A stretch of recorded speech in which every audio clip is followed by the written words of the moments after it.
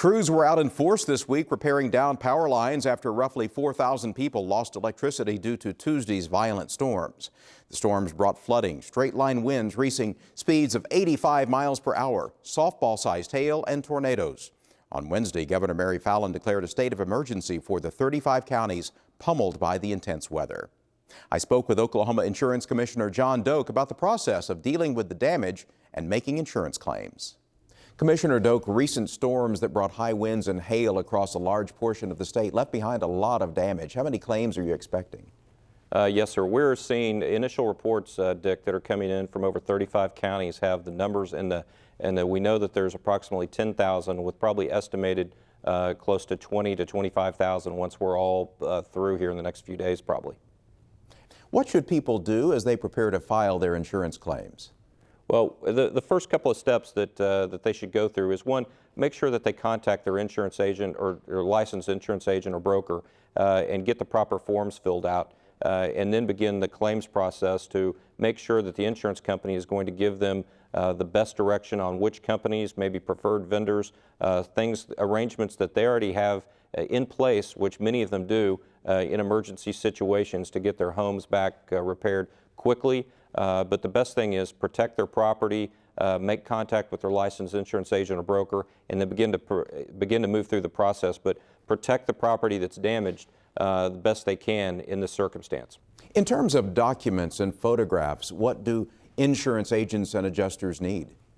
Well, the best thing that they can have is we're an advocate, and we've done some PSAs around the state, for Oklahoma consumers to get a home inventory completed. But the best thing, one of the best and easiest things they can do, like what I've done at my house, is go through and take digital pictures of every room, every closet, of everything that you might have. Put those in a safety lockbox or somewhere outside of your residence, so if at a time of loss, you can quickly go to that digital jump drive and look at those pictures. And after the loss, take pictures so the adjusters can see what the home looked like, what the damage is, and document that best you can.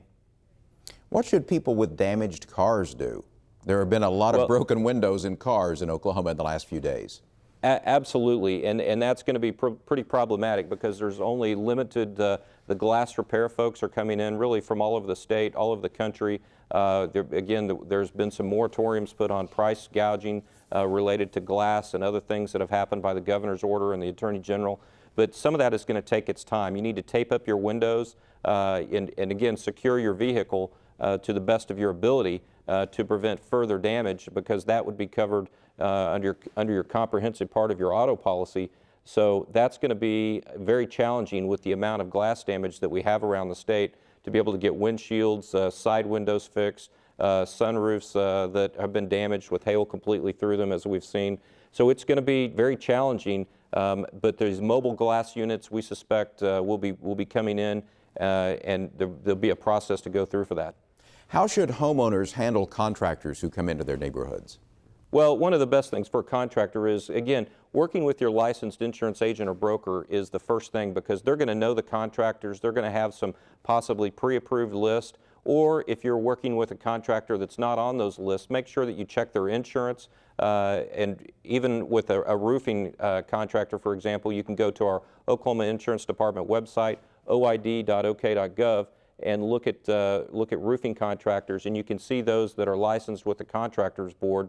But again, find out, get references, but then don't transact any money ahead of time when it's related to an insurance claim. Let your insurance company guide and direct you to be able to make sure that your deductibles come into play, but then they're approved there, and the claim is going to be covered.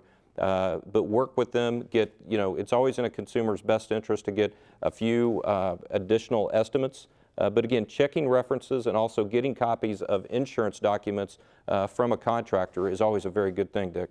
What should people do if they have a complaint about the service they receive or concern about being subjected to fraud? Yeah, Dick, one of the first things they need to do, if it's insurance fraud related, they need to pick up the phone and call the Oklahoma Insurance Department, and we will dispatch our fraud unit immediately. If it's just one claim, or if there's a series of questions out there for a community that needs to be answered, we will get our fraud unit on the ground, and they're very active in all these communities. But for an Oklahoma senior or any Oklahoma consumer, if there's a large transaction of a money that is asked for up front, that should be a red flag. So Oklahoma consumers, if it's an insurance-related claim, they will give them time to work through this process without an immediate transaction of funds. So that would be my first concern and awareness for Oklahoma seniors, for them to know that that red flag should go off if someone is asking for immediate payment and they don't know the person, they don't know the company they represent. Do some checking, check references, call their insurance, their licensed insurance agent or broker, their independent agent, find out if they know of this person, check references, and call our department. Insurance Commissioner John Doak, thanks for the information and advice. Yes, sir. Thank you for having me, Dick.